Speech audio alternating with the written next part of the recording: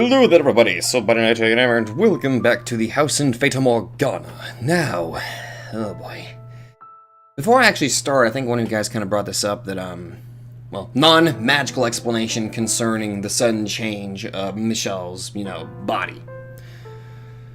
Was, I didn't know this was an actual thing, but there was a condition, concerning, what was it? What the hell did you write? It was concerning the actual condition about how some people aren't born with either genitals, I think. A real condition where people aren't born with recognizable male or female equipment. Okay. Something called intersex. Huh. I still need to read that article that they sent me, but thank you very much, commenter. Daniel Roberts, I think? Let me just see that again, so I can thank you properly. Yes, thank you very much, Daniel Roberts. Anyway. Let us jump right back in. Especially considering we learned how much of a bitch Amy is. Having gotten food and water, my body recovered somewhat. But I was hardly in peak condition. That would take some time, given how badly malnourished I had been. Amy continued to treat me like her pet, constantly stoking the flame of rage within me. But I was too weak to stay on my feet for long, and talking hurt my throat. I assume it was a calculated effort on her part to maintain power over me. Yes, because she's a horrible fucking bitch. To keep me as miserable as possible. She always had a smirk on her face as she gazed down on me. Ugh. Come on, open up. Today I'm going to feed you myself. What's the matter? I can't put anything in with your mouth closed. Or do you want to starve to death? Amy, why are you doing this? Why? Oh God. Why? Because it's fun. Why else? You married into this family, you sick wench! What gives you the idea you can treat me? Are you saying that because I'm married in, I'm of lesser stature than you? That's true, I am. But what's your point? You think you can intimidate me with formalities? Amy! I would rather you not speak my name if you wouldn't mind. That doesn't excuse your treatment of me. Someone, Didier or Jordish, will make you pay for this. You don't have a single friend here, Michelle. No one to take your side. And no one to say a thing about me playing with you. Assuming you were somehow able to tell someone, no one would believe you. That's a lie!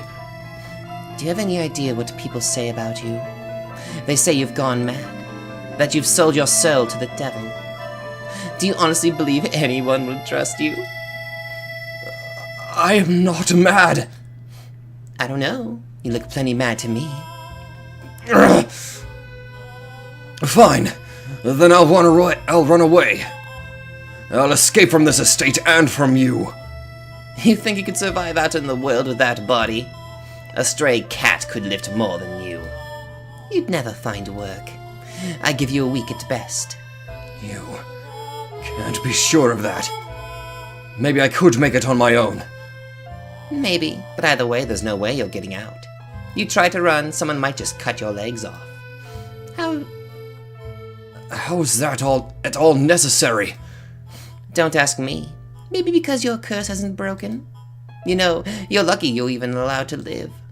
And you should be grateful to me for volunteering to take care of you. Nobody else wants to have anything to do with it. So if you want to keep living, you have to show me some respect. And you have to do everything I tell you to. Understood? So this is the real you? You are just pretending to be respectable, when in reality, not only are you sleeping with Didier, you're a downright vile woman. You've been putting on an act ever since you got here! You make it sound like I'm somehow worse than anyone else. I'm quite normal, thank you. How is this normal? Listen to me, Michelle. The side of me you see right now isn't necessarily the whole thing. The sweet girl I am from the family is also me, And when I held you in my arms, that too was me. I'm not putting on an act. Liar! Although, to tell you the truth, I never actually liked you, so that part was a lie, yes. If Mother hadn't asked, I would have never even considered getting friendly with you. Amy! You know, life as a noblewoman is so dull. It's so restrictive. No room for love at all. So can you really blame me? There so happened to be the most wonderful knight right there for the taking. Why shouldn't I have gone after him? I'm still young. Let me have some fun, you know. Not like women have much else in the way of recreation. So it wasn't Didier, but you who seduced him? And it all would have worked out beautifully too, if only you had kept your mouth shut. You ruined our family gathering and damaged my reputation. And you called me a whore. Well, that's because, to be quite honest, you are. That wasn't very nice now, was it? No, but it was accurate. Is it any surprise I'm a little sore? You brought this on yourself, Michelle. I brought this on myself? Don't you dare! Nothing justifies what you're doing to me! I'm not the disturbed one. You're a crazy whore, and don't you try and pretend otherwise, damn you! Oh my, such language. You're not being very nice to me, Michelle. Girls aren't supposed to talk like that, you know. I am not a girl! Then what are you? I'm a man! A man? With that body?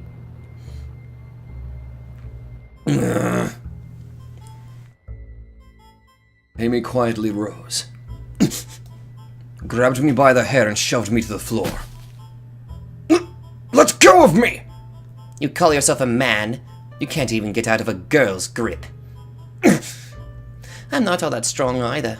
In fact, I'd say I'm rather weak. Just a small, powerless girl. If you were a man, you would have no problem breaking free, malnourished or otherwise. But you can't. Get! She traced the lines of my emaciated ribs with her nails, traveling slowly down my... What is she doing? But even ignoring that, you're missing the most important part. Stop! Get off of me! I tried to shove her aside with all the strength I could squeeze out of my arms, but as Amy had said, I couldn't even overpower a girl. All I could do was lie there beneath her and beg. Get off of me! Groaning in anger and frustration. Her finger came to a stop just above my navel. She looked up at me with a sweet smile, and then pulled her hand away. And just as a wave of relief spread through me, she shoved me back, jumped up, and slammed her foot between my legs. Oh, God! I shuddered as the pain jolted up my spine. God, I just felt the pain shudder up my spine. Amy looked down on me as I screamed. God! A smirk spread across her face. Oh my, does that hurt? There's a surprise. Even without boy parts, it still hurts? Stop, please! And she didn't stop at stepping on me. I'm begging you! Stop, please! She dug her toes into my flesh. What are you exactly, Michelle? From the feel of it, you don't quite have proper girl parts either. Amy, please! On top of the physical pain, unbearable humiliation, and shame corroded away to my spirit. What a strange creature you are. I hate you. I hate you so fucking much. Stop! If I could have died right then and there, honestly, that would have been preferable to the emotional hell she was putting me through. You should take a look at yourself in the mirror, Michelle. You're crying, sobbing like a sad little girl. Not much of a boy, are you? And you lusted after me with this body? Seriously, you're disgusting. I can't believe you actually had the gall to fall for me. I hate you. I hate you so fucking much. Amy's abuse was not a one-time occurrence. As she had promised, she came to feed me every day, but her arrival brought nothing but anguish and torture. Every day she chipped away more of my spirit, but I hadn't succumbed to her yet. My anger still overpowered any fear I felt. About a week after Amy started caring for me. Have you been a good girl, Michelle? I brought you your supper. I'll set it right here for you. What's the matter, Michelle? Your food's right there. It's going to get cold. Go on, eat. But no using your hands. Crawl over and use your mouth. Come on, eat. Or would you rather I fed you? You... What was that? Do you have something to say? I can't understand a word you're saying, Michelle. If you would eat, you would have enough strength to talk. You... Huh? I'm going to kill you. Amy! That was, I believe, the first time in my life I had felt a sincere, overpowering desire to end someone's life. I wanted to see her dead. With my hands and legs tied up, I lurched for her, and like the dog she so wanted me to be, I chomped down on her wrist. The taste of someone else's blood was far more unpleasant than I had expected. I felt like I was going to vomit. But I was determined to not let go of her wrist for any reason. I would gnaw through to the bone and rip her entire hand off. She could beat me unconscious and I still wouldn't let go. She would have to kill me to get me off of her. I wanted her to feel the same pain I felt when she trampled on me. Let go! My body never did what I wanted it to, though. I could swear on my life I wouldn't release her arm, but I could never seem to make good on my determination. Amy's foot flew up into my emaciated gut. The pointed tip of her shoe dug into my flesh like a knife, and I collapsed to the floor in a fit of convulsions. And as I was about to cough up a mouthful of stomach acid, she rammed her foot into my abdomen a second time. She didn't even give me enough time to get to my feet, let alone fight back, before she kicked me again. Again and again and again and again.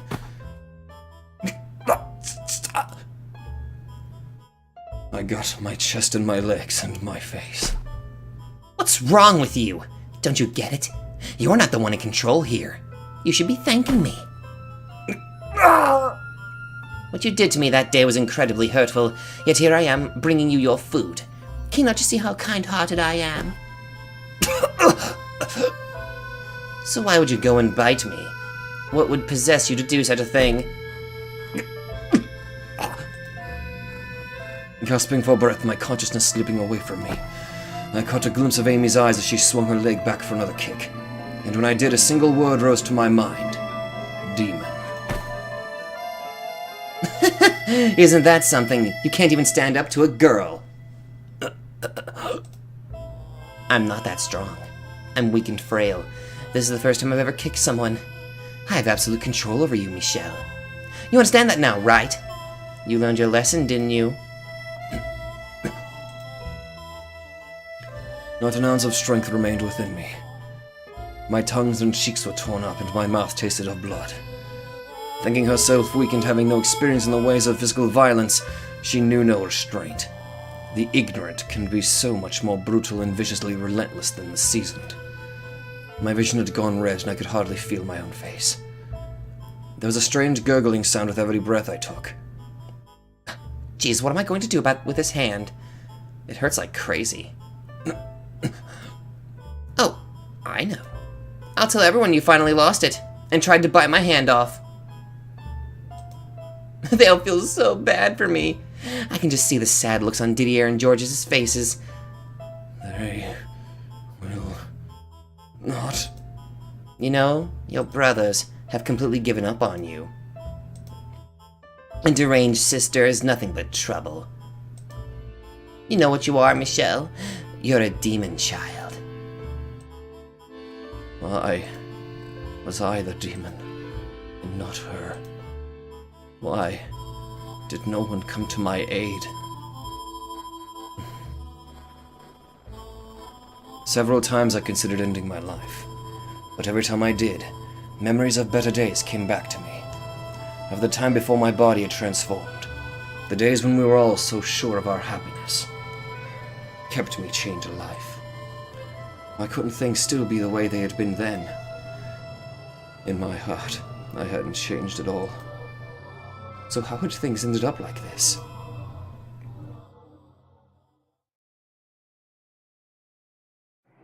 Michelle! Oh, Michelle, are you in there? What the?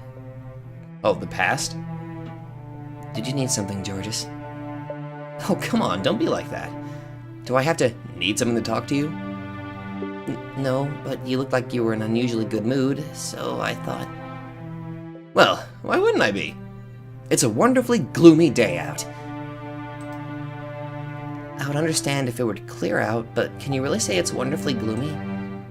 Well, you can't be outside for very long when it's not cloudy, so in our case, this is perfect weather.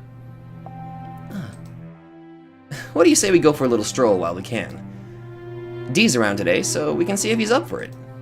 It'll be like old times. We've been running around like headless chickens lately, so we haven't had much of a chance for a sibling outing. We'll have Mom make us a lunch, and then... Ooh, we'll take a couple horses up to the forest's edge. I'm fine with that if you are. You bet your bum I am. I asked, after all. Now, come on, let's go. Oh.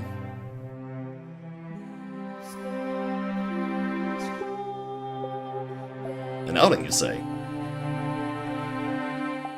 Yep. Hop on a couple horses and head for the forest. We haven't done this in a while, so I figured why not. I see. Well, if Michelle's coming, I see no reason to say no. Let's set off right away. Whoa, slow down there. Are you saying you wouldn't go if it was just me? It's Michelle or nothing? Of course. Why on earth would I want to go horse riding alone with you? I'd rather drown myself. Look, gasp! Didier, could I perhaps make a small request? Go on, let's hear it. Do you mind if I hold the horse's reins? Oh, that's all? By all means. I'll be there behind you to make sure nothing happens, so have at it. But do be warned, my horse is a bit temperamental. If you're not gentle, he'll start getting moody with you. I doubt that'll be a problem for you, though, Michelle. I'll be careful. Oh. Hey, whoa, slow down, guys. Look at you, look at that, Michelle. Georges is still fumbling around all the way back there. Are we going a bit too fast? Oh, no, you're fine.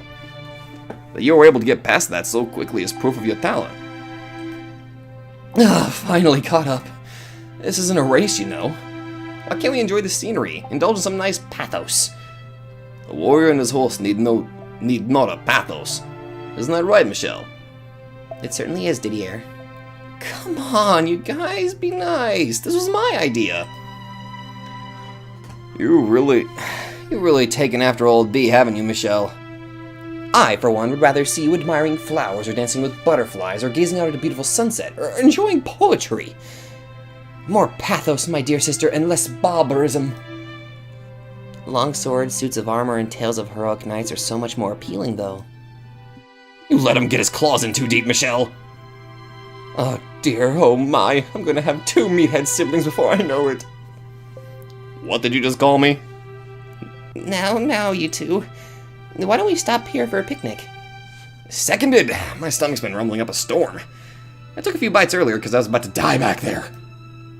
I hope your horse throws you into a river. Okay, you gonna ruin my happiness here? Oh shit, we actually got a CG here. Hey, so the other day, I brought a cat home. A cat? Yep, speckled from head to tail and ugly as a witch's ass. Arse, sorry. I was gonna keep it in my room, but Mom flipped when she saw it. Keep that filthy thing out of my house. Wish there was something we could do about how much of a clean freak she is. Georges, try not to stress Mother too much. You're unpredictable enough as it is. It would be nice, though, to have a cat, I mean. You think so? Then how about this? We'll keep it in the courtyard. I'll feed it on days when it's clear, and you can do it when it's cloudy, Michelle. I don't know what cats eat, though. I bet he'd like pastries. Do you want to kill the cursed thing? I cannot approve of anyone taking care of an animal who thinks that's a good idea. Sorry. Oh, pull the sticks out of your RSD. Life's all about experimentation. Live and learn. Don't experiment on animals. If you're gonna be like that, then how about I help you out? How about you help out too? You can keep an eye on us and make sure we don't do anything stupid. What? Now you're trying to drag me into this? Already done. You're in. It's settled. Damn it, Georges. Now we need to come up with a name. Have any ideas, Michelle? What? You want me to name it? Not very often you get to give another living thing a name. Well, I guess you might have a few more chances down the road. Consider this practice.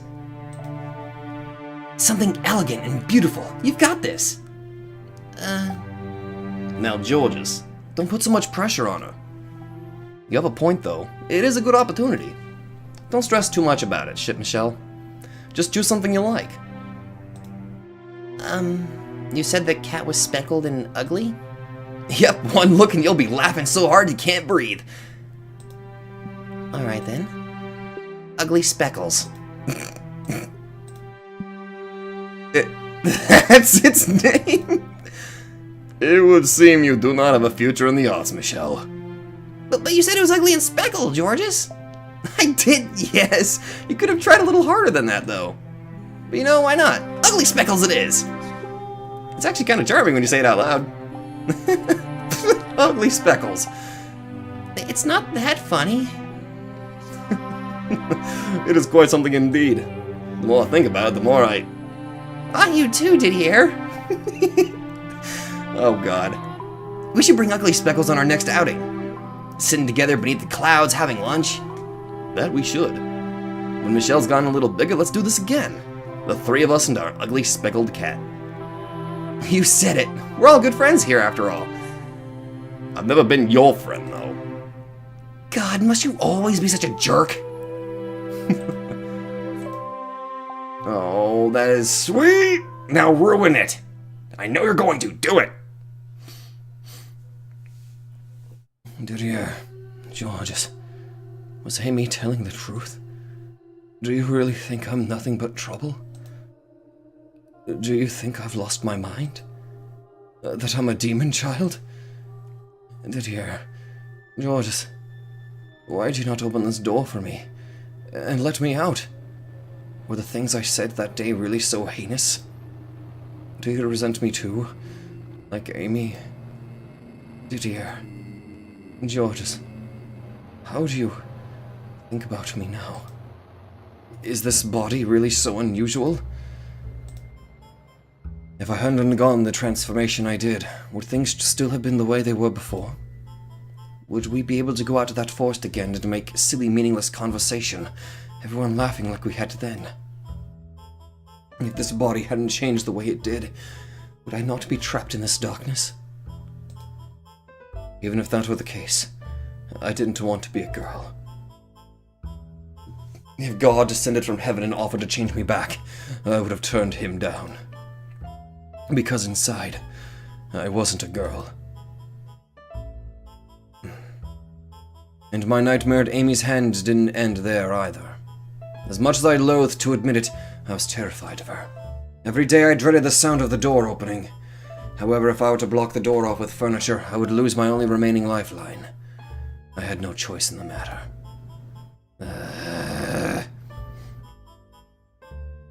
It's time for supper, Michelle. I brought your favorite, parsnips. Well, the dogs didn't eat of them anyway. But you don't mind, do you? I'm going to cut your nails today, Michelle. I need you to stay very still. You wouldn't want my hands to slip. So to make sure you do, I'm tying you up. This way you can't accidentally move. Here's your water, Michelle. It's murky. Oh, heavens me. I must have fetched it from the wash basin by mistake. Oh my God, fuck you! It's supper time, Michelle. I brought you parsnips again. Don't worry, the dogs didn't have any of these. They didn't seem to be interested in eating them raw. Well, what? You don't want any? Then what am I going to do with these? You know, Michelle, you're such a disgrace. Cry for me, won't you? Beg for mercy. Look at you, all that pride, gone out the window. It's hilarious, I tell you. I hate you, and I want to see you dead. She did everything imaginable to torture me, both physically and emotionally. To be honest, it was rather impressive in a sick way, how she was able to come up with so many different ways to torment me. And she knew precisely what caused me the most pain. My body, and the discrepancy between what I was and what I felt it was. She delighted in telling me I wasn't male, and sometimes in showing me. But I don't think I need to describe the things she did to me in any more detail. I could think of only one way to keep myself from breaking down. I completely stopped talking, stopped struggling. Then one day, after about 6 months or so, she said with a disinterested sigh, "I'm done." And that was the last of it. By swallowing my pride and not resisting, I was able to escape from her grip. Once she was gone, the servants took over attending to me again. I was still imprisoned, but now there was a serenity in my solitude. I didn't speak with anyone. I didn't make eye contact. I didn't do anything. I just lived. But even though I had peace, I still feared Amy having a change of heart. I trembled at the possibility that one day it might be her that opened the door. But above all, I hated, despised, the fact that I lived in such fear of a girl. An overwhelming self-loathing threatened to crush me. I had recurring nightmares about the things that Amy had done to me. The wounds she gave me did not heal. They only grew worse, eating away at me every day after day. I was beginning to lose confidence in my own sanity in the silent darkness, where there was no sense of time. The line between dream and reality blurred. I often found myself screaming, crying into the empty air. I clawed at my skin, pulled back my hair, paced back and forth across the room, pounded at the door, yelling for help. Screamed some more. It was the very image of pitiful, absolute wretchedness. And every time I did, I'm sure there was someone on the other side of that door whispering about how poor Michelle had lost her mind. Eventually, I gave up entirely.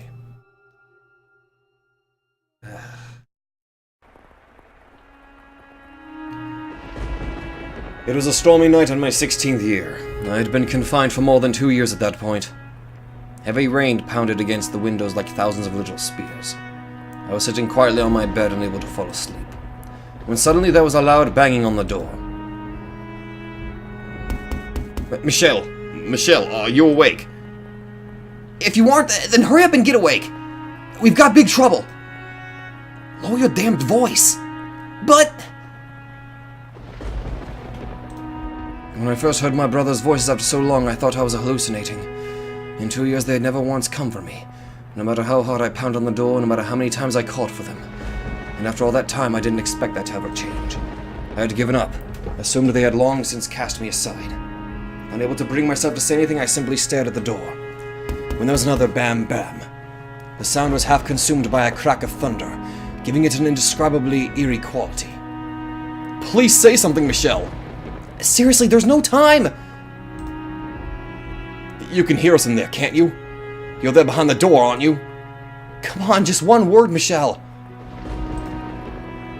Is it really you, Didier? Georges?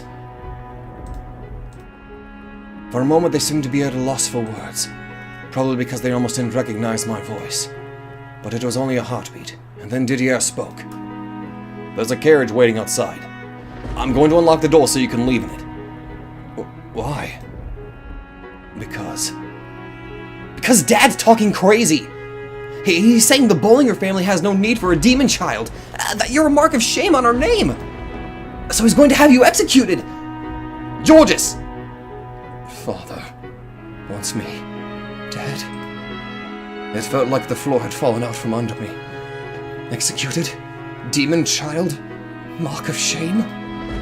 So he was saying I didn't even deserve to live anymore? It's planned for tomorrow morning! We only just found out ourselves, which is why... You prepared a way for me to escape. But why? Why? Do you even need to ask?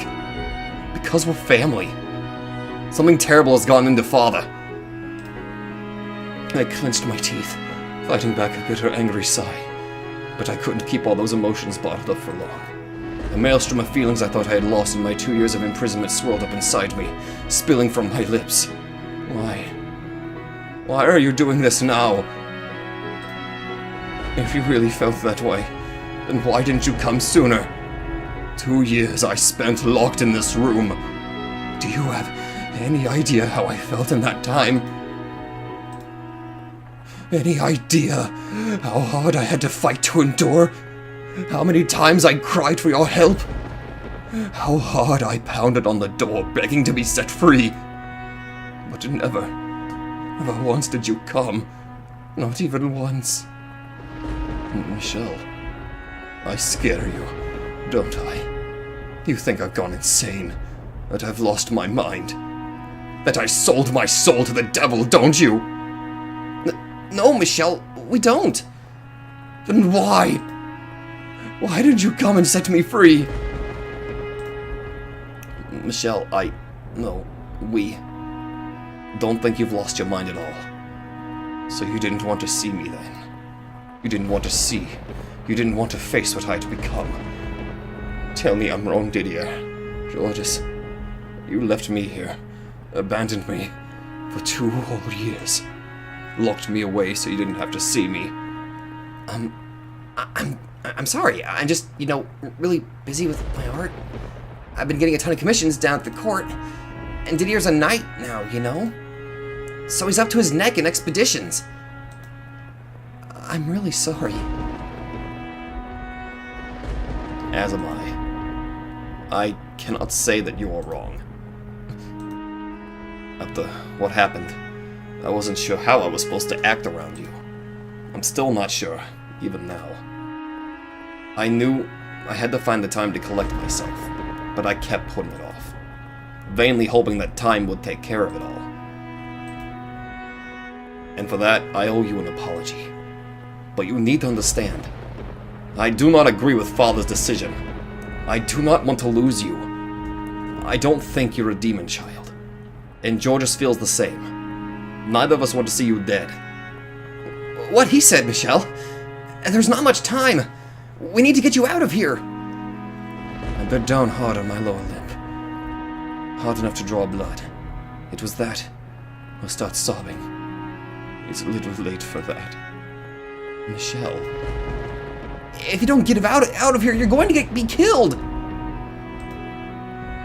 If I'm not an angel sent from heaven or a demon child, then what am I? What on earth am I? What are you? You're a Bollinger. You're our family. And that's all there is to it.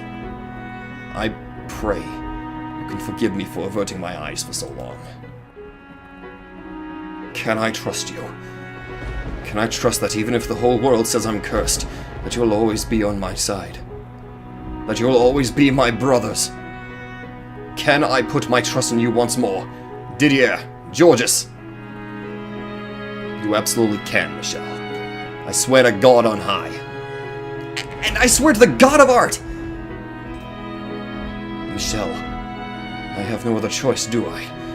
I couldn't talk Father out of it, could I? I would rather you didn't try. He is not a man to change his mind. If you were to show up before him, he would likely draw his sword on you himself. He would destroy Mother. I'm sorry. We're not doing this only for you. Okay. I'll go. Oh, thank goodness! The carriage will take you to a mansion, Michelle. It's a property Father purchased some time ago, but due to rumors about the house, it's abandoned. No one wants to buy it from him either, and that's unlikely to change. It's the ideal place to keep you out of sight. What kind of rumors? Well, no point in keeping it a secret. He has a right to know. They say a witch lives there. A witch? I think it's all just made up, personally. I went to check the place out, and there was no one there. It was a little dreary, to be sure. I had hoped to find a better place arranged for you. there wasn't enough time. This is only temporary, Michelle. I cannot say how long it'll be, but Father will pass away eventually. When he does, Georges will inherit the estate. And that will mean you can return. So I ask that you hold out until that time. If I don't leave, I'm going to be executed. So send me anywhere. I won't complain. I'm glad to hear you say that. I will talk to Father and ensure he does not suspect anything. We'll make this work. Don't you worry. The long and short of it is, Dad simply wants you erased from the family. Georges! Sorry. I wasn't trying to be mean. But anywho, once I take over, we're in the clear. He'll be acknowledged as a Bullinger. I see. Okay, then. Can I open the door now? Just a minute. What? You're still not ready? I don't have any clothing. Ah, right. You wouldn't, huh? How tall are you now, Michelle? Around the same height as you, I think. You're taller than me? Damn! Alright, I'll bring you some of my clothes. Thank you. Wow. I don't think I've ever heard you say thank you without putting up a fight, Michelle. That's not true. I don't think. I'll be back soon. Get what you need together. Alright. Oh my god. His brother's still... Oh my god.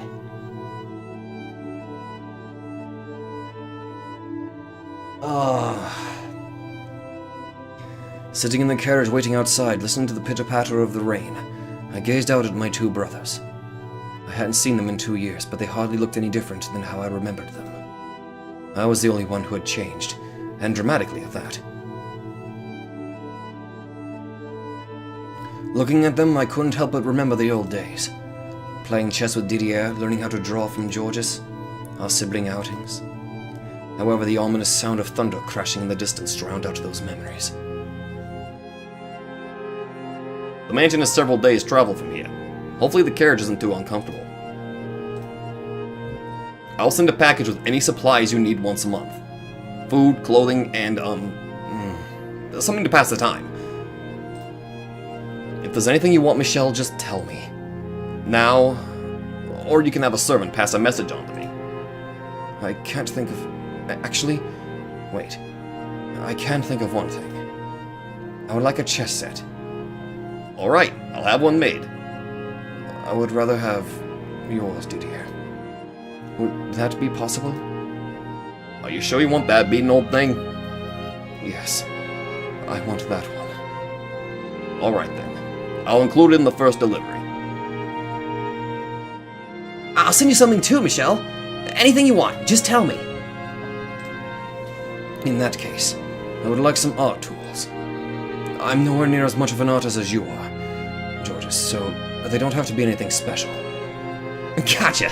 So some canvases and, how about some charcoal? And when you're back, I want to see what you've made with it, okay? Okay. I know this is already hard enough on you, Michelle, but I need to ask you to do something for me. Avoid making contact with anyone who doesn't know about you. So, I can't talk to anybody but the servants. Put simply, yes. Tomorrow the world will consider you dead.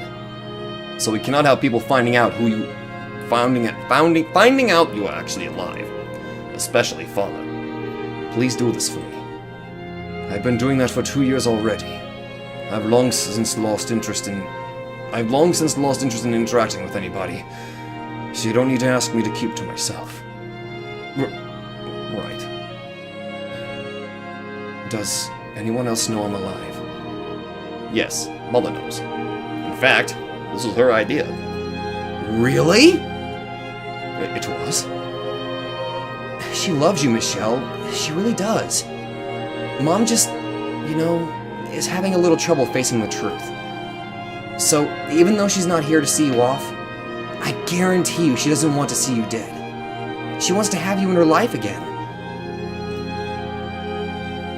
I expect Mother will be writing you. So please, take the time to write her back. She's a troubled woman, but her love for you is true and unwavering. Will you do that? Just a quick little, hey, I got your letter, doing great. It'll suffice. All right. Just so you know, it kills me indeed that we can't stand up to Dad. But as long as he lives, his word is God in this house. I understand that, yes. Well, you never know. He could be gone quicker than you expect. A week from now, and bam, he's dead as D's social life. Is there not an ounce of respect in your body? Oh, give me a break. I'm upset. He's gone way too far. And once he's dragged his arse off to the great beyond, anything goes. Surprise! Michelle was alive! Yeah, I suppose. Until then, we'll take care of things here. Tomorrow's gonna be the performance of our lives. Crying like a couple of big old babies and laughing our tails off inside. You'll forgive me if I have trouble trusting that loose tongue of yours. Psh, I'm not stupid. I know this is important. Not even Amy will suspect a thing. Amy. Yeah, not even she can know. It's gonna crush her, I'm sure, but the less people who know, the better. When Georgia said her name, my whole body went shamefully cold. It had been a year and a half since the hell she had put me through, but every last detail of it remained carved into my body, mind and body. There was no way she would be even slightly sad about my death. She might act it, but she would almost certainly be elated by the news. It seemed Georges had still yet to see what lay beneath that woman's mask. I know you two were close. Huh? Are you worried about how this might affect her? What? She cared for you for about 6 months, didn't she? When you wouldn't let the servants in? From what I hear, you got real close to dying in there. You wouldn't even eat unless she was... Oh my god. Of course she would lie to him. Who the hell told you that? What? Is that not what happened? Did something happen between you two, Michelle? Amy didn't do a damn... Never mind. I can't tell them. I can't put what I went through into words. It will only worsen my shame. Especially not in front of my brothers. Georges, how are things between you and Amy? You still letting what happened 2 years ago get to you? Well, I mean, at the time, things were a total disaster. I'm all excited about getting myself a pretty little wife, only to find out she's rocking the boat with someone else. I cried for weeks. Yeah. I'm sorry. Deep down, though, she ain't actually a bad girl. She's young and kids make mistakes. After it all came out, she turned over a new leaf. She started doting on me or something serious, and well, it's hard not to let one little mistake like that go when she's just trying so hard to make up with me. The age excuse doesn't work for Dee, though. For about a year, things were really rough between us. I didn't even want to look at him. But at the end of the day, we're family. We can get past anything. Besides, because you let the cat out of the bag, that gave me something to hold over Dee. All things considered, I'm not complaining. So, you would say you're happy then, Georges? Sure would, yeah. Believe it or not, I'm kinda head over heels for her. Hard to not to like a girl like Amy. Oh, I see. Do you really feel that bad about 2 years ago? So she's still keeping up the good girl facade around Georges and Didier. No one else knows she's actually a sadistic, cackling demon. There's nothing less trustworthy in the world than a woman who's always smiling. But if Georges thinks he's happy, I can't take that away from him. Michelle? Oh, right. Yes. I do feel guilty about the way I lost control of my emotions and took it out on you guys. It happens to everyone. In fact, you could stand to do a little more shouting and fussing. Then you could... Because I have underdeveloped social skills? You heard that? You've got one hell of a nasty streak, huh, Dee? I'm glad to hear you're still on good terms. It wasn't my intention to pit the two of you against each other. We know. The blame falls on my shoulders. I want you to know something, Michelle. Though your transformation was too much for Mother and Father to accept, with enough time, everything will go back to the way it was before, just like it did for myself and George's. None of this is your fault. It was all unfortunate timing. God's a little bit of a jerk, too. Try not to forget I am a knight, Georges. In time? In time. Speaking of which, we don't have much left. I'm going to tell the coachman to set off, okay? Didier, Yes? tell me the truth. Will the three of us ever meet again? Why would you ever ask that? Of course we will. Not a chance I'm letting this be our last family get-together. Oh, God. One last question, then. Yes? Am I your brother? Well, I mean, look at you. Don't look much like of a sister to me. So yeah, I'd say you are. I see. So long, then. Farewell. And may good health bless you until we meet again. Until then, Michelle. Oh my god, I even noticed that they were referring to... I mean, it might have been a text thing, but they were referring to him by his boy name. Farewell. Before seeing me off for good, they both gave me strong, firm hugs.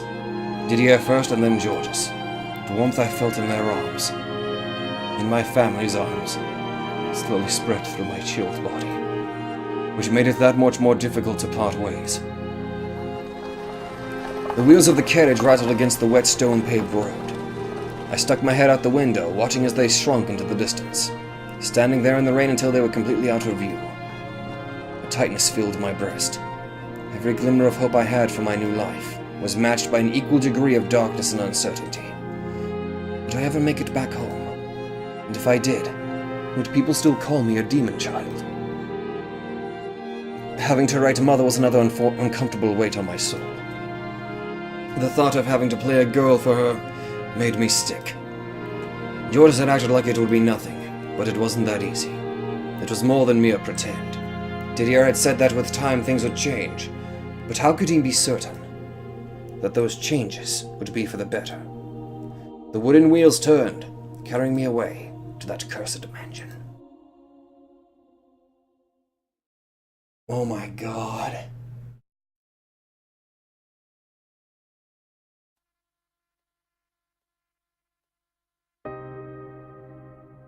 The next thing I know, I'm singing into a vast void. Darkness cuffs my hands and legs, restricting my movement. Images of the past I had kept buried away for so long stream past me. This isn't how I wanted it to happen. Not coming from my own mouth, but being laid bare for all to see without my consent. That wasn't how I wanted her to find out about my secret. About my shameful history. I warned you, my dear. I told you didn't want to reclaim your old self. If you had simply let it be, you wouldn't be here now, forced to relive it all. Now do you understand? The tale I spun behind the fourth door was as much for you as it was for her. There, you were a young man with a sad fate, but you met a wonderful woman, fell in love with her, and then died in the arms of tragedy. The sequence of events is not far from the truth, but I was able to turn it into something enchanting and beautiful. I got rid of all the nasty little details, your ugliness, your body troubles, all of that. Doesn't it seem a bit unfair, Michelle? You tore down the walls around Giselle's heart, around her past, but you wanted to keep your own nice and safe and hidden away. She has every right to be upset. You were afraid she wouldn't accept you, were you not? And that's precisely what happened. But can you honestly blame her? The truth you've kept hidden away is not something most would be able to accept. I would be able to fucking accept it! The prince who came riding in to save her... Silence! ...wasn't actually a man. Please, enough. I've seen enough. Let it stay buried, please. Just stop this. I don't want to see it. I don't want anything to do with it. What a sad little creature you are, my dear. Not a woman in this world would have any interest in you now. You've surrounded yourself with layer upon layer of walls, covered yourself with this patchwork, barely held together quilt of masks, and it's the only thing keeping you together. You're the frailest one of all, the weakest. And it's about time you accepted that and stopped trying to fight it. I am not weak. Oh, is that so? Let's proceed with the tale then, shall we? Face the one you hate most in this world, yourself. Your weakness, your ugliness. Face it and despair. Oh boy.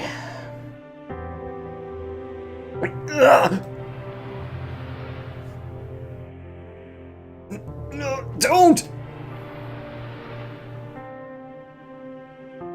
Again. Once again, my own desires and my own wishes are completely irrelevant.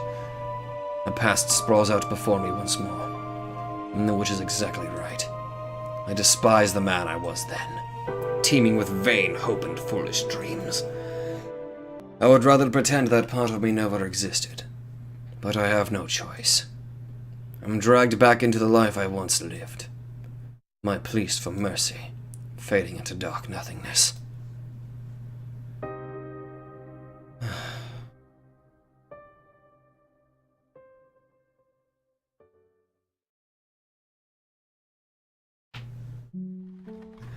I couldn't remember how long it had been since the capital had disappeared into the distance, but I'd been on the road for some time now. We'd long since left paved roads behind. The carriage rocked back and forth as it proceeded down the rough dirt path. For hours I stared through the window as unfamiliar scenery flowed past. Eventually, the fog settled over the area, making it difficult to discern night from day. We made our way through dark, dense woods, and beyond them, like the world falling into view after a dream, a mansion appeared before us. All the windows were either shuttered or boarded, encasing the house in darkness. In a way, it felt like all I had done was move from one prison to a much larger one. Briefly, I thought they had possibly been sealed to keep anyone from seeing me inside. But my coming here was a rather recent development. More likely then, the house had been in this condition when it was initially purchased.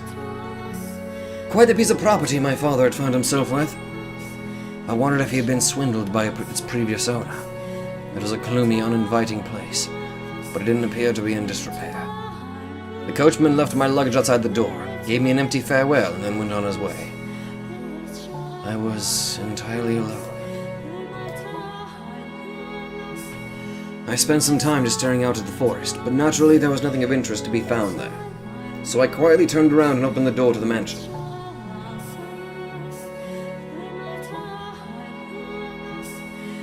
It's suddenly dark. I could barely even see my own feet.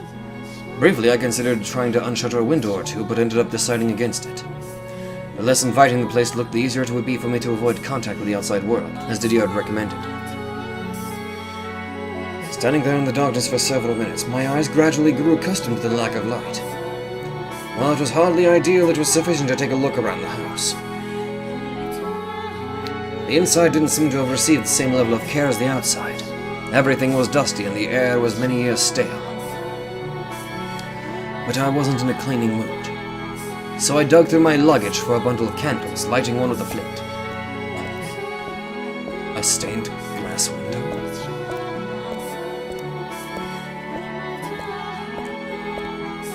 Examining the large room I found myself in, I came across a stained glass window depicting an angel.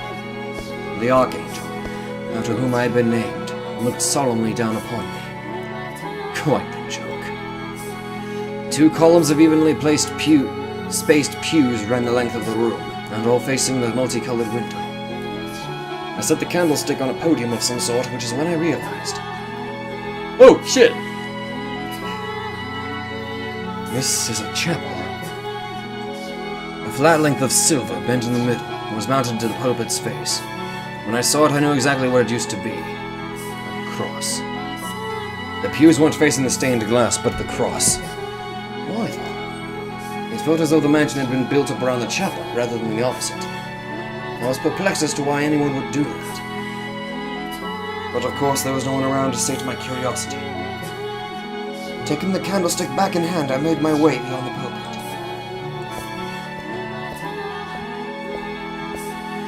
There sat a small metal door. I pressed one hand against the cool surface and my heart leapt. It was abnormally cold, though the door itself seemed perfectly normal, and inexplicable anxiety spread through me. It was a very unusual sensation. My instincts told me I should stay far, far away, and my heart told me it was my duty to see what lay beyond. What am I going to find back there? After a few moments of hesitation, I decided to act in opposition to my instincts. The watchtower.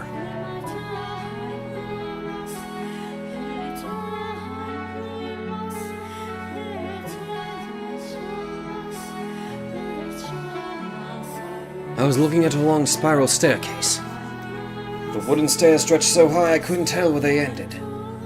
An observation tower, perhaps? As if being pushed forward by some inhuman force, I mounted the staircase. By the third or fourth loop, the soft light began peeking into the tower through regularly spaced rectangular openings in the stone walls. Through one such window I gazed outside, and so far off into the distance beyond the seemingly endless ocean of trees I saw a small village. Nowhere I'm ever going to go. So many stairs. It had been quite some time since I had exerted myself this much. I hardly had any opportunity locked away in my chambers. With every step I took, I could hear my joints creaking into my muscles screaming. I was long since out of breath, only staying upright with the help of the wall. This is pitiful. Damn it. But turning back never occurred to me. I had to keep climbing, had to make it to the top. And it was that feeling of necessity that pushed my exhausted body upward.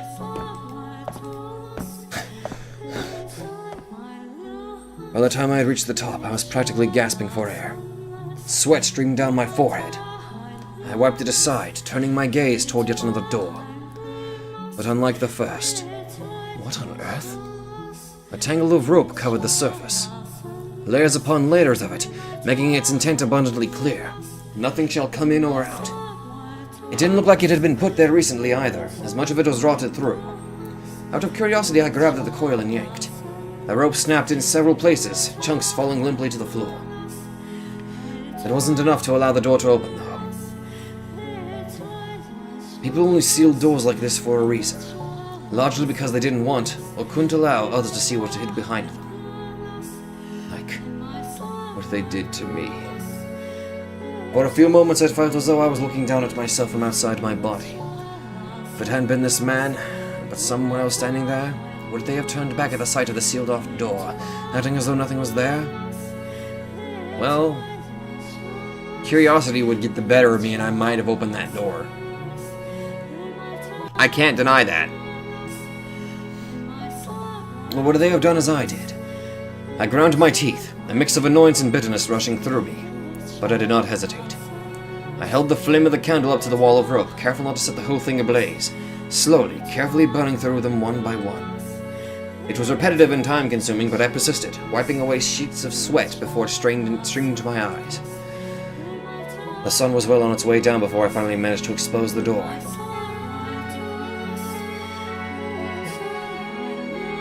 I took a deep breath, looked up at it, and gulped. There was something indescribably chilling about the door, and then I pushed it open. This is where Morgana was. A barely noticeable breeze pushed past me. A single ray of sunlight shone into the room, coming from a single window sitting high atop the wall. It cast a milky white patch of light on the hard floor, revealing the fact that I was not alone. The rumors say a witch lives in the mansion. There I saw, in this cursed house, a skeleton with only one arm. Morgana's corpse. A cursed mansion for a cursed man. It was like I was destined to end up here. I had no way of finding out who the skeleton belonged to, so I left it there at the top of the tower and retreated into thought.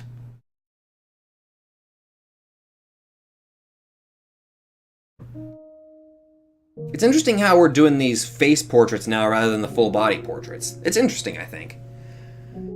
I wondered to myself, how had the one-armed person died? How had they felt locked in that room, staring up at that sole window so far out of reach? About the only thing they would have seen was the sky and the occasional bird. Had they yearned for more light, or had they come to despise the tiny patch of it that trickled into the room? Had they been some sort of wretched, wicked criminal imprisoned for wrongdoing? Not all prisoners are necessarily bad people. Having been branded with a non-existent curse, I couldn't help but think that perhaps something similar had happened to whoever they were.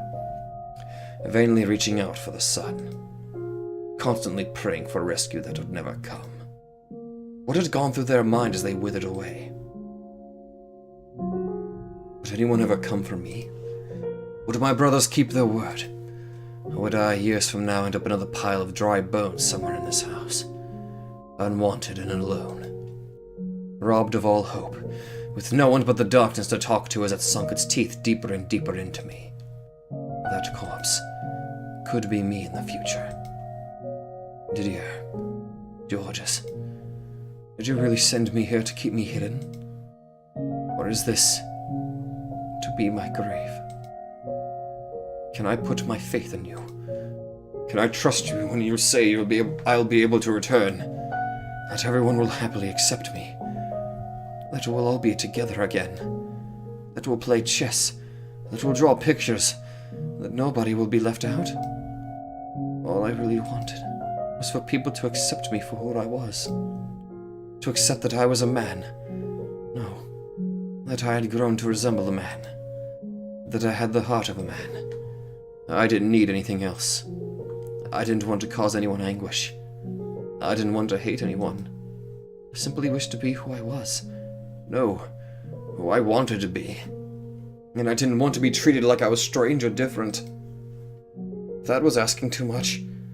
At the very least, I wanted to have one person in my life who truly understood me. Didier, Georges, I pray that you can be that for me. Lurking quietly in the mansion's all-encompassing darkness, I waited and hoped that the day might arrive when I could come out of hiding. However, 1, 2, 3 years later, I had still not been set free. Only my mother wrote me, and in all her letters she said the same thing. When your curse is broken, come back home, sweetheart. When your curse is broken, I want you back in my life. When your curse is broken, everything will be back to normal. I wait expectantly for the day you are free of that terrible curse. The curse would never be broken, though. What I was now was what I was meant to be. All that time I had spent as a girl, none of that was real. Didier had said he didn't think I was cursed. My brothers didn't think I was some hellish demon child. So no, the curse would never be broken, because there was no curse to break. I wasn't cursed at all. There was no damned curse. But the flow of time eroded away at me, slowly killing any confidence I had once had. Sucking me dry of all trust, for others and myself. With enough time, I started questioning my own beliefs about what I was. I started thinking that perhaps I was cursed. Much like they had at the Bollinger estate, the servant who came by every month did his best to avoid making eye contact. But beyond just bringing me food, he was also checking in on me and making sure I didn't attempt to run away. And every month he probably went back and told Mother the same thing, that my curse had still not been broken.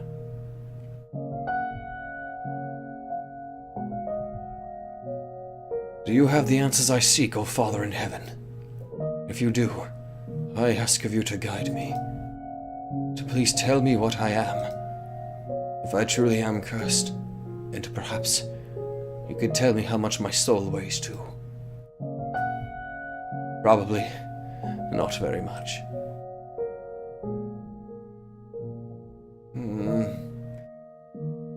I spent enough time alone in that dark mansion to drive anyone mad.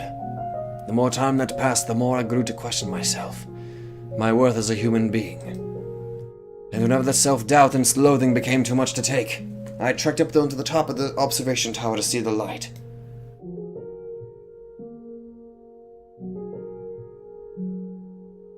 Sitting there on the hard floor, I had placed my hand on the skeleton's leg, its shoulder, its hand. From the size of the bones, whoever it was appeared to have still been young when their life withered away. Poor child. Even I feel blessed compared to you. Oh, how miserable it must have been, locked away up in this tower, to have your arm mercilessly severed. You have my pity, though. I alone shall mourn your death, and I alone shall take comfort in your presence. You poor, poor child.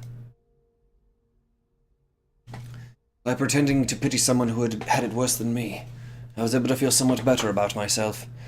Because if I was in a position to pity someone else, then conversely I wasn't in a position to be pitied. Vainly, foolishly trying to convince myself of a lie, I spent hours, days alone in that tower, holding the dry bones in my arms. Now there was a sight to lend credence to my alleged madness.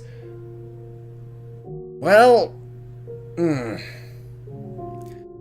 Over time, the air in the mansion seemed to thicken, as if the fog were condensing. Water pushed out all the air, swallowing me up, suffocating me. A putrid mire. I was trapped at the bottom of this thick black sludge. Soon I lost track of the passage of time, my only landmarks being the dates on Mother's letters. Before I knew it, 8 years had passed.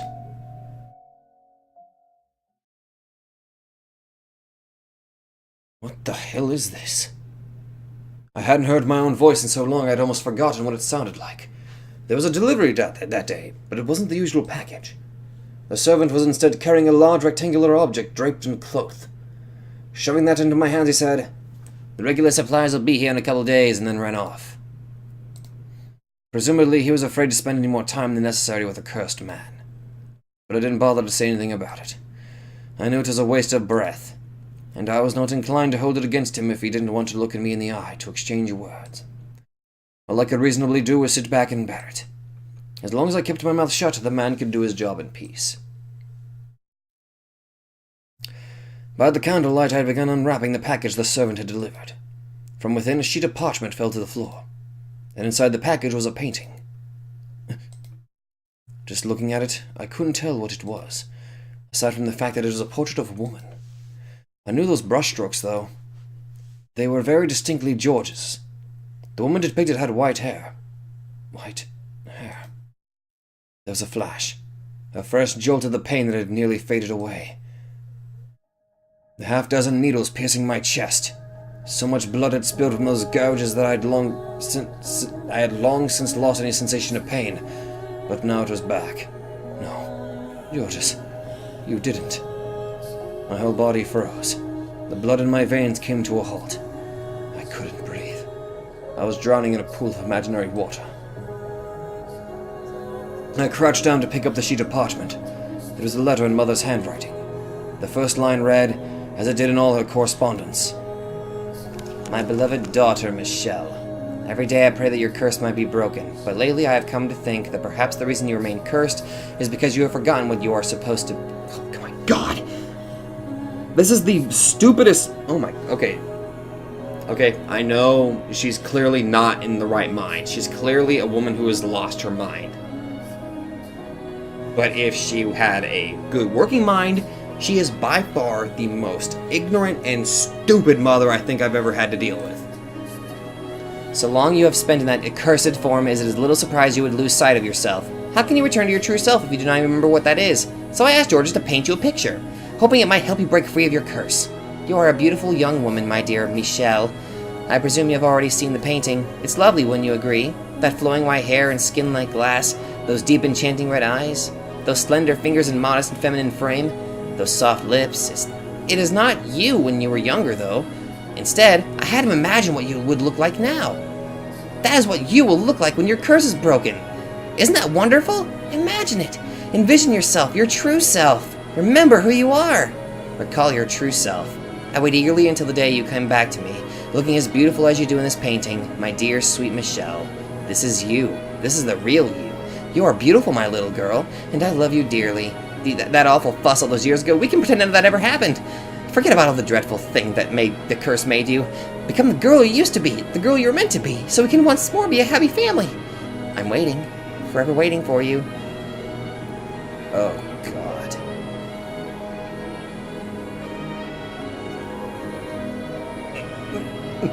The letter ended there, leaving me with the woman in the painting staring back at me. Her eyes seemed to insist that I was not me, that she was the real me, and I was nothing more than a fraud, laughing at me, scoffing at me for ever thinking I was anything but female, mocking me for stubbornly insisting I wanted to be a man. The pain in my chest swelled, spilled from my mouth in grunts and moans. And then... I can't. I screamed from the bottom of my lungs. I can't do that because my neighbors would get mad. Why? I yanked at my hair. Why, Georges? Slammed the painting against the floor. You said I could believe you. You swore to the god of art. So why would you do this to me? You said yourself you didn't think I was cursed. You acknowledged me as your brother. You know this isn't me, so why? Why would you make this? I've been waiting for so long. I put my trust in you, Didier. I trusted you. I believed you would always support me. Was that all a lie? Deep down, you really think I'm cursed, just like Mother. And that's why you haven't written to me. Why you haven't answered any of my letters. Where did my faith get me? Why did you even help me escape? Was it all for show? Was my execution just a lie? An excuse for you to send me somewhere far away? Well, was it? Tell me, Georges. Tell me the truth! I can't. What about you, Didier? Where do you stand? No, this isn't real. My voice was getting hoarse. I didn't have the strength to hold it in, and everything came spilling out of me, squeezed out by the phantom water. And the white-haired girl in the painting just stared back at me, smiling. I bit down on my lip as hard as I could. A metallic taste spread through my mouth, drops of blood trickling to the floor. Pulling a knife I used to open the monthly deliveries from my waistband, I lifted it high into the air, gathering what remained of my strength. This isn't me! And slashed the woman's face with it. This isn't me. This isn't me. I am not this woman. I am a man. Carved into it. This is not how I look. With everything I had. Don't try to erase who I really am. Don't call me repulsive. Don't say I'm an abomination. I tore into that smile, contempt surging from every slash. Okay, Georges could have betrayed him, but me trying to be a positive individual, the mother probably asked him to paint it, so he pretty much had no choice in the matter. This woman isn't real. Although, in a way, he could have had a choice in the matter if he had to send it. I don't know. He could have made a secondary letter saying he had no choice, you know? I don't know. I wanted to curse the whole damned world. Every last thing. This wretched mire that become my life. My brothers, for happily going on about their lives as I suffered here in the darkness. My delusional mother refusing to acknowledge who I was.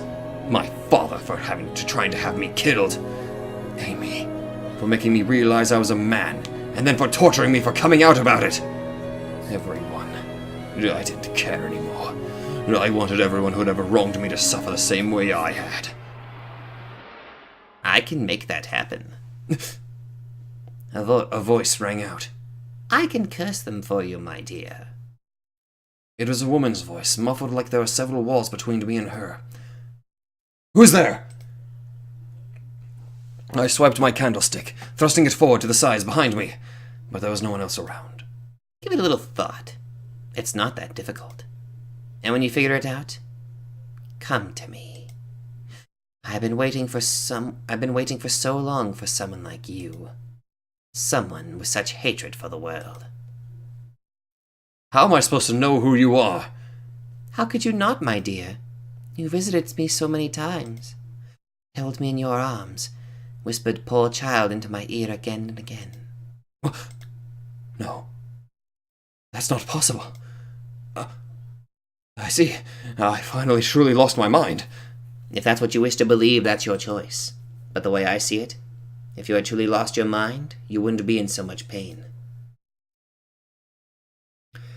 The voice, still muffled and unclear, seemed to be coming from somewhere far away and very close by at the same time. Find your way to me, and open the door once more. Let me out of my cage. Give me your hand. I knew in the back of my mind that it was all absurd. But nevertheless, I did as the voice said. I let myself be drawn in by the pleasant whispers. The Archangel stood proudly upon his glass perch, looking down at me. His gaze almost seemed judgmental, but I marched for the tower unconcerned. For so long I've been waiting for the day I would be rid of this darkness, for the day someone would truly set me free. When you arrived at this house, I felt the hands of fate at work, that you were led here, that you were meant to come to this place. You've been through so much to get here. I know your pain. I know how it feels to be locked up, to be tortured and used for others' gain. You are the only one to ever have pity for me, and I shall be the only one to have compassion for you. You are the only one to stay at my side, and I shall do the same for you. You can give me life again. You can resurrect me.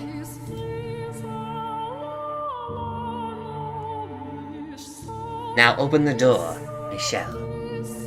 It felt like I was no longer in control of my own body. Her voice was tender in a way unlike either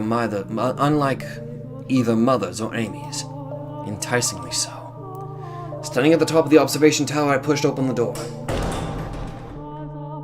And the first thing I saw was the ray of light shining through the window. And nothing else. Thank you for opening the door. It was empty. The skeleton which had been sitting there for as long as I had been at this mansion, at this house, had vanished without a trace. I spun around, my gaze darting back and forth across the chamber, but there was no one there. Only her voice whispering in my ear.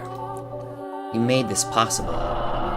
You gave me the chance to have my revenge. Revenge? Now I can make those men suffer a hell even worse than the one they put me through. Constant, everlasting despair.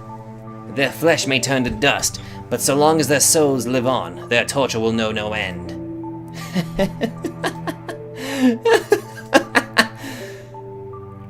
The tenderness in her voice crumbled away, leaving only raw loathing behind. She then let out a half-muffled cackle. Who are you? Oh, you poor dear. They locked you up here without telling you whose house it was. You sad, pathetic thing. Well, that's exactly the kind of person I needed. You're not the witch, are you? That I am. I am the cursed witch who loathes this puny, wretched world. Curses it. And my name is Morgana. Morgana. I assumed the witch was nothing but a legend, a tale. If you don't believe me, I would be happy to show you. Let's see. I could place a curse on someone you have a grudge against. Drag them down into the dark abyss. You are the one who granted me freedom, after all. Sympathized with me, pitied me, appreciated me. You happily embraced my filthy corpse. And for that, I will grant you your wish. Wishes can come true, Michelle. Much the same way I was able to come back to life. If you remain steadfast in your desires, they will become reality. For devotion and yearning are the fountain from which miracles spring. You would probably get along with Berncastle, I bet. I cannot leave this mansion's grounds, but that is but a minor inconvenience. Tell me who you wish to curse, and I can lead them here. I can force the cross you were made to bear onto them. I believe in my power to perform miracles because you made my miracle a reality. So tell me, my dear, who will be first? Your second brother, who made that ridiculous painting? George's. Shall we kill him? He deserves at least that. He brought you more than enough pain. But if you would rather, you could curse your mother instead. Or the woman who set you on this path. Or perhaps you would prefer your father. With him gone, you could return home. Ask, and I will perform a miracle for you. I didn't think she was lying either. As ridiculous as the whole affair sounded, the skeleton had disappeared from the tower, and I was hearing a disembodied voice. But beyond that, the voice seemed to have a sort of magnetism to it. If magic truly did exist in the world, then her words were laced with it. There was a power in her voice, Something that repelled any instinct I might have to doubt the things she said. So I, on the verge of losing my grasp on reason altogether, believed every word the witch said. I wanted to curse them. To curse my brothers, mother, father, Amy. And the witch was saying I could do precisely that. What will it be, my dear? There is no price. I don't require a sacrifice or a dark ritual to perform my magic. I simply wish to show my gratitude. I want you to have that which you desire. Who do you want to curse?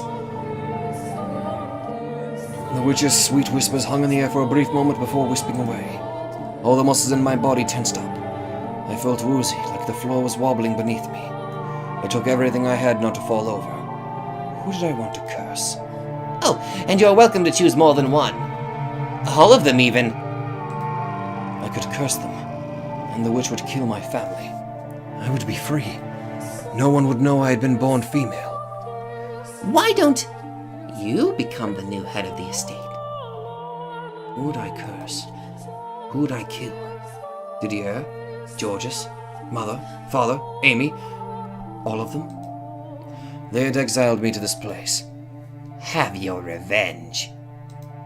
A black butterfly fluttered across the room's single shaft of light. As I stared absently up at it, dozens of memories, of emotions flashed through my mind. But at the end of the day, we're family. We can get past anything. With enough time, everything will go back to the way it was before, just like it did for myself and Georges. I don't understand. Why would I think about them now? They've abandoned me, left me in that room for 2 years and then left me here for 8 more. They don't care whether I'm alive or dead, so why should I? Why should I?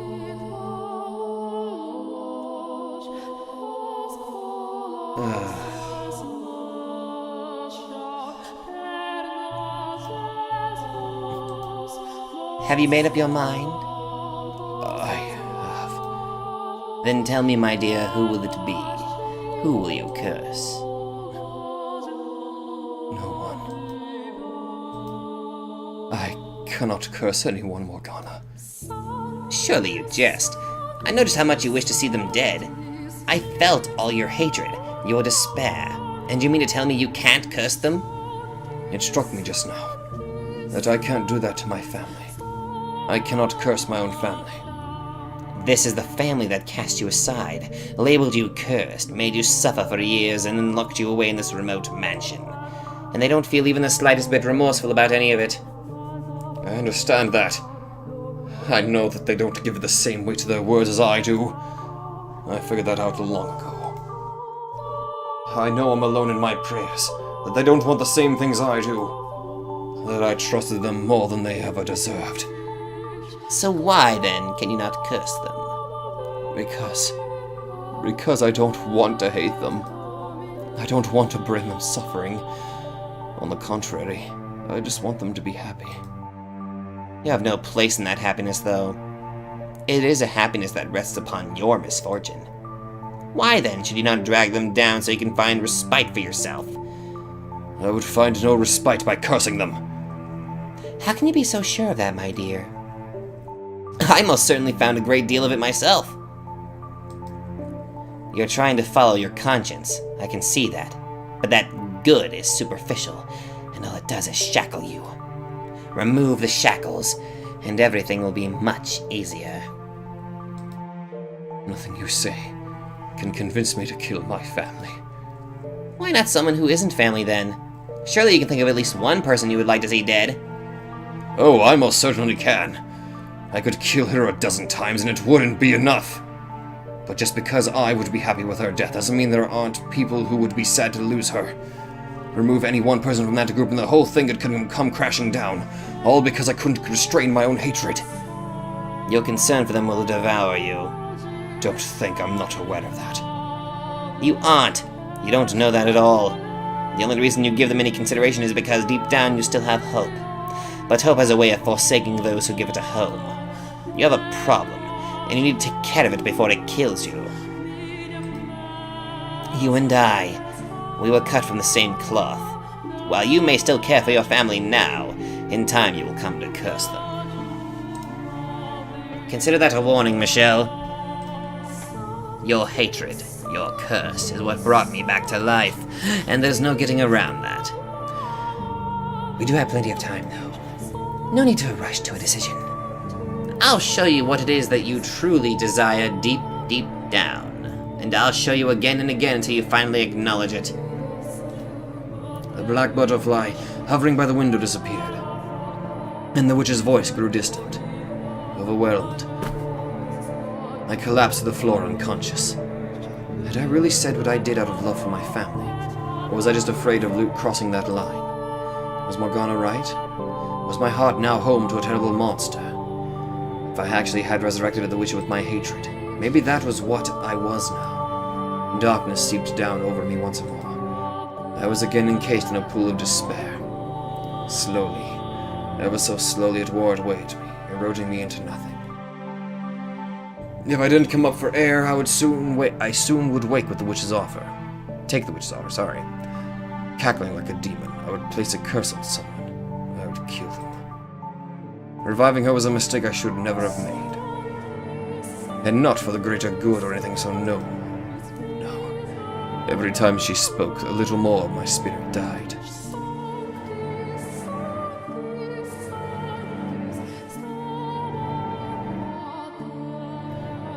From that day on, Morgana's voice became a constant fixture in my life. Curse them. Kill them. Curse them. She serenaded directly into my ear. No matter where I hid or how deep I put my finger in my ears, her voice resounded directly in my head. Hearing an incessant stream of curses from a disembodied voice was so unreal, so unbelievable that I felt as though I was being dragged away from the realm of humanity. There was an odd, unsettling magnetism in her voice, allowing her malevolence to seep into me. It was downright torturous. Curse them. Revile them. Do you really need to be in your right mind, honestly? Your fixation on them, on holding onto your sanity, is what's causing you so much anguish. Admit it. There's more darkness, more seething malice inside you than anyone else. That's why you were the one who resurrected me. Admit it. You do want to curse them, don't you? You do want to kill them, don't you? No, I don't. I don't want that at all. I've told you this already. You're so desperate to deny it, Michelle. It can only mean that it's true. You'd be able to maintain your calm if you were truly free of guilt. I do not wish to kill Didier, or Jordis, or Mother, or Father. I have no desire whatsoever to see them dead. Your constant babbling is messing with my head. Be honest with yourself, Michelle. You do imagine what it would be like to hold their warm intestines on your hands, standing over their bodies. Oh, God. No, I don't. That's not what I want. Don't lie, Michelle. You climbed the tower. You opened the door. You sought me. No, I wasn't in control. No, Michelle, you were. Enough! I'm done listening to you. Now don't take your anger out on inanimate objects, Michelle. Do you even know where I am?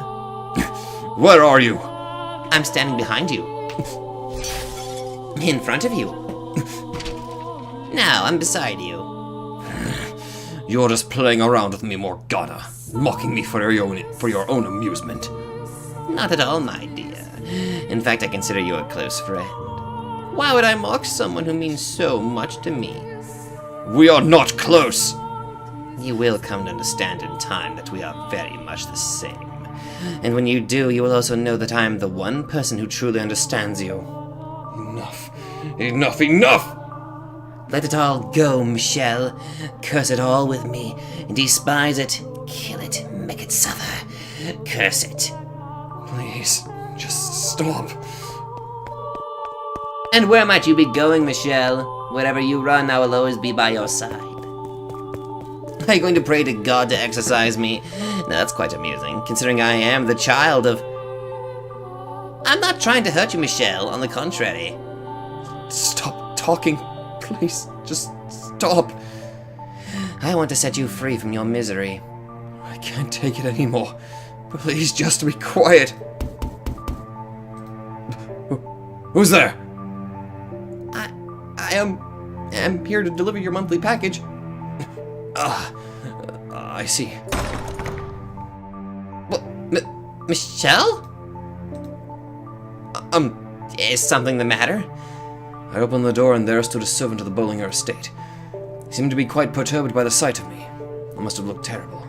Morgana's voice, her words sapped my spirit dry.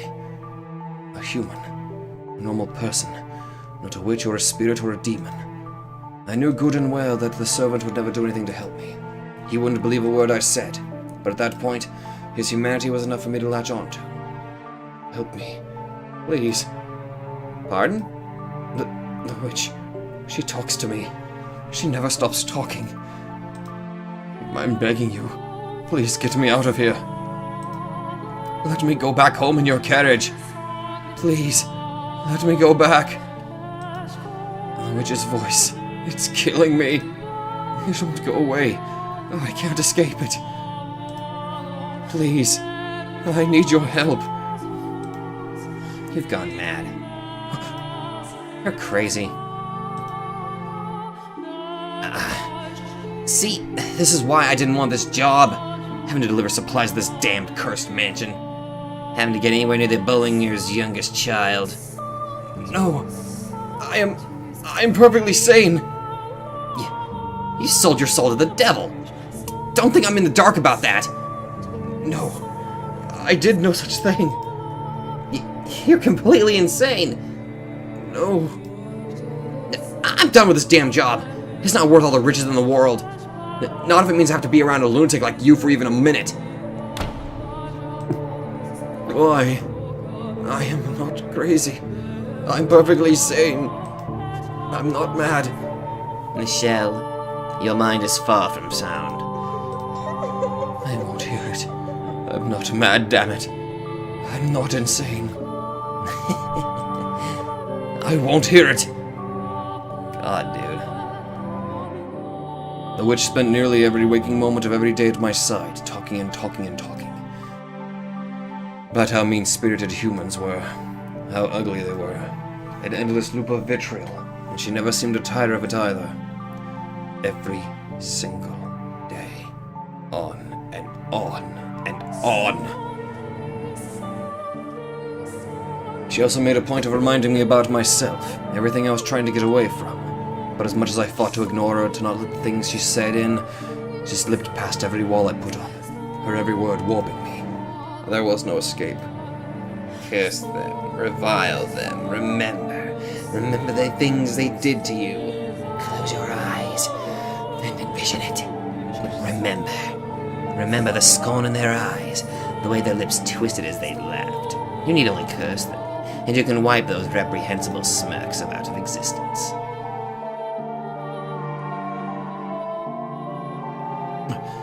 I'm serious. Please stop this, Morgana. Please stop talking to me. I'm begging you. I seriously can't take it anymore. Oh? Now why would you say that, my dear?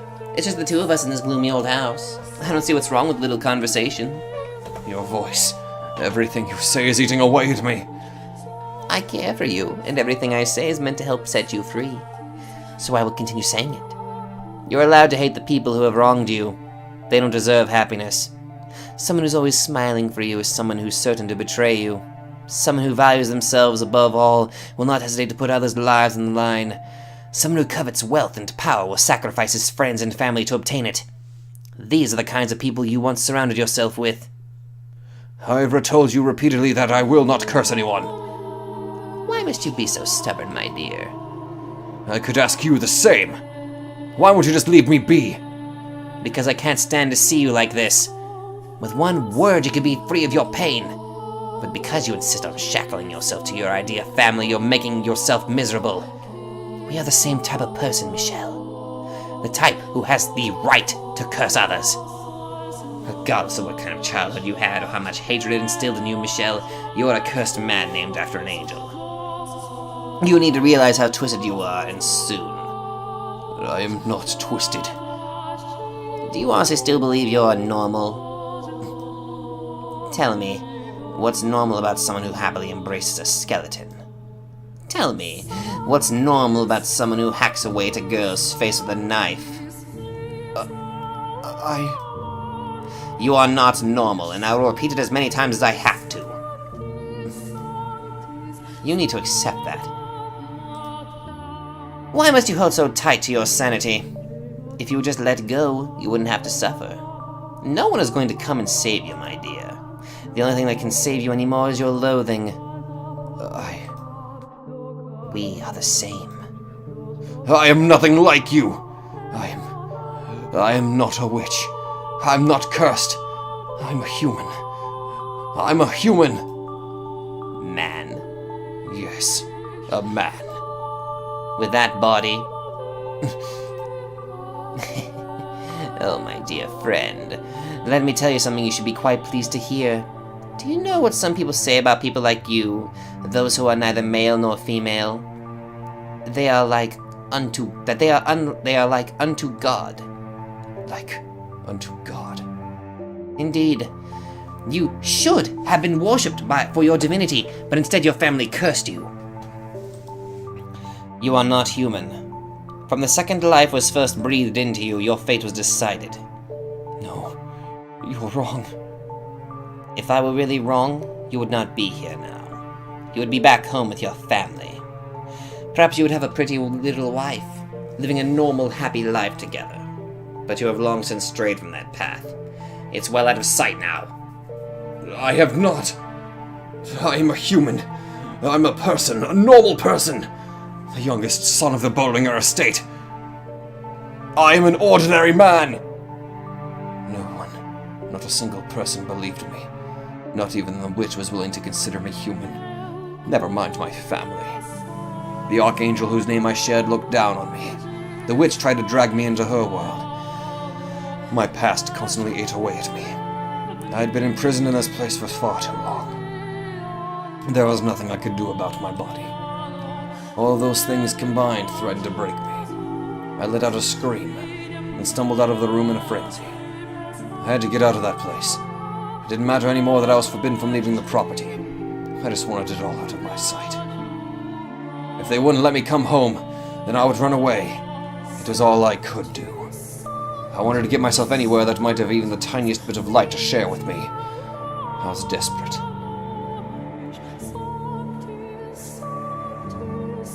Someone! Anyone!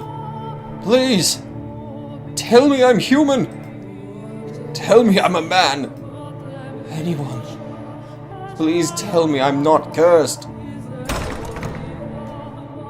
But when I opened the front door, searing light pierced my eyes. Ah! The world quickly went white and I couldn't see a thing. And then... My arm began to burn beneath the sunlight. Black smoke rose from the sizzling flesh. A sickening stench filled the air. Excruciating pain quickly spread to the rest of my body.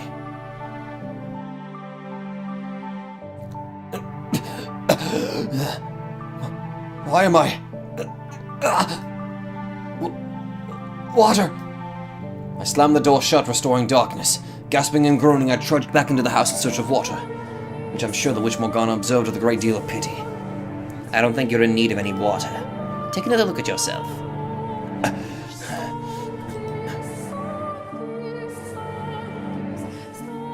With what little light managed to worm its way into the corridors to guide me, I dragged myself to the chapel, stopping beneath the pale light shining through the stained glass window. How?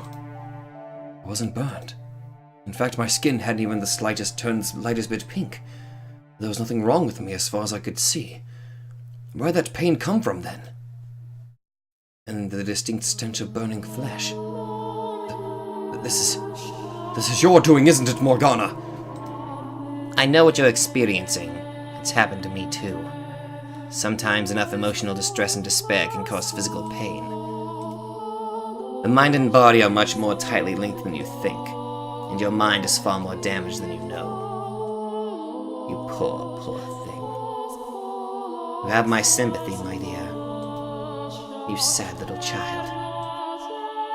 Collapsed on the floor in front of the multicolored window, I felt like the whole world was closing in on me. A perhaps metamorphosing around me. I was completely and utterly cornered, and there was no getting around that. Which left me with only one option: to stop fighting and accept the harsh reality before me. It would make everything so much easier. The whole world said that there was something wrong with me, and I was the only one who tried to deny it. So in the world's eyes, that meant that there was something wrong with me. I was abnormal. I was irregular. I was mad. I was cursed. I was not human. I was not a man. If I'm not human or male, maybe I should just call myself a witch. I did, however, remain firm in my refusal to curse anyone, unwilling to give up that last piece of my humanity. Everything else, I let go of, which took a great deal of weight off of me. I stopped caring, and I stopped thinking.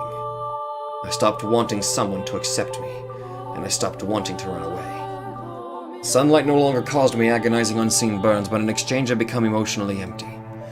I discarded my faith and my hope, building a shell of cynicism and closing myself within it. And in time, that became my normal. I began to believe it was what I wanted. Tranquility filled my days. Time trudged onward at an almost imperceptible pace. The witch's whispers no longer caused me aggravation.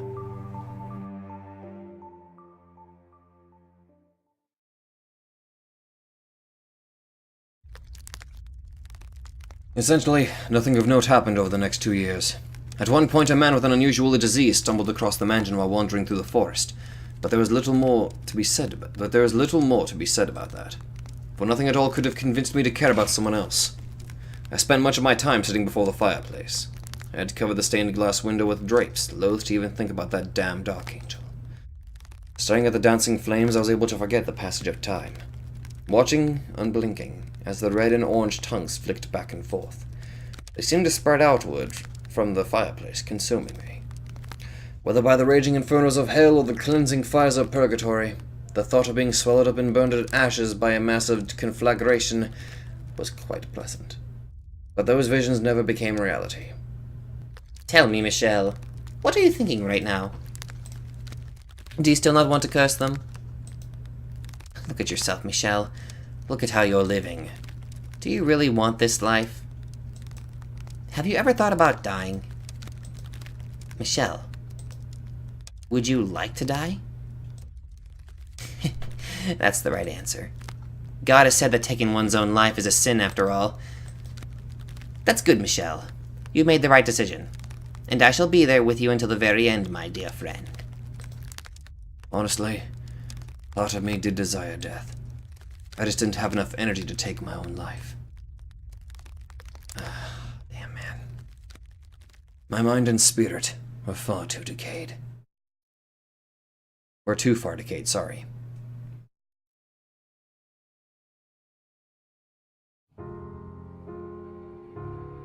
And that's where we're back here. So,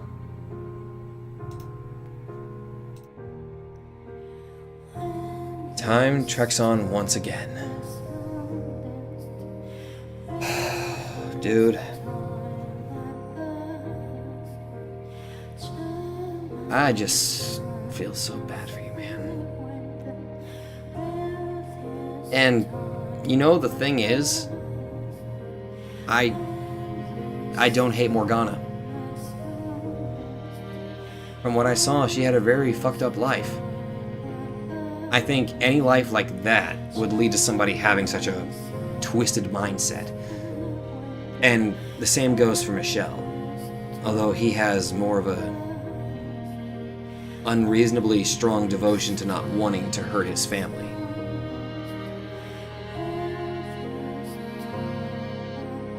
Although, I don't know. It's just...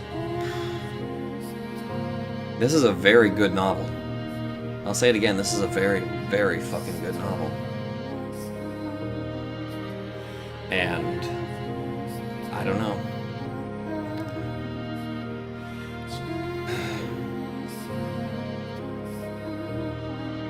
This is giving me the same pull as some of the other stuff that I've done. Like, again, Higurashi and Umineko. know I keep referring to those two, but those are like the best examples that I can bring forth. It just pulls you in, and you lose track of time as you're going through it. And the more you go in, the more you want to know, and the more you want to learn. God.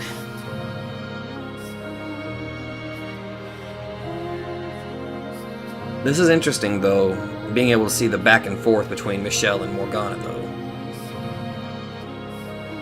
Although, judging by the blue marking that just popped up, I'm guessing we are finally reaching the point where Giselle kind of comes in. So, at least that's what I'm thinking. Anyway, I guess that's where I'm going to have to end it. Because I didn't realize how much time had passed while I was recording. Anyway, if you guys like this, be sure to let me know. So, thank you guys so much for watching, and I will see you guys in the next video.